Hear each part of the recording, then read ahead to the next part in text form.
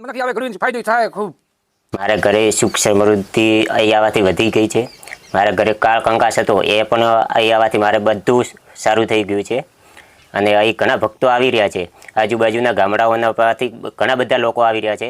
એમને પણ સંતોષ થાય એવો અહીં આસ્થા જળવાઈ રહી છે।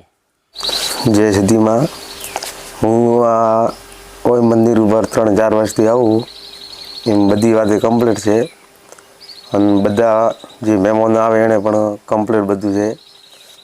જેવી શ્રદ્ધા એવો ફળ મળે હોય।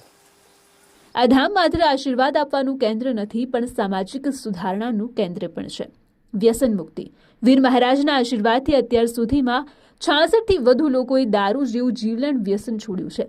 મંદિર પાસે પડેલી ખાલી બોટલો એ વાતની સાક્ષી પૂરે છે કે લોકો અહીં આવીને પોતાના વ્યસનને કાયમ માટે તિલાંજલિ આપે છે।